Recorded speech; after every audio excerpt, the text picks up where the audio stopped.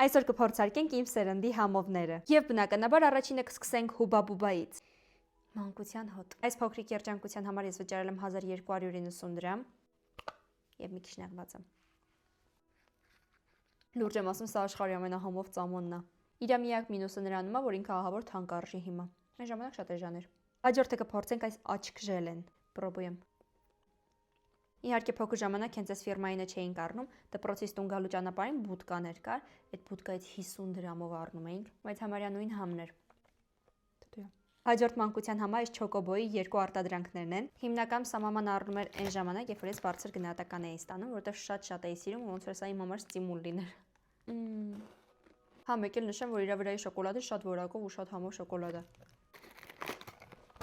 Եկեք այս մեկն էլ բացենք։ Սրան վրա իմ հիշելով տարբեր կենդանիների նկարներ կար։ Հեսա, փորձում ենք։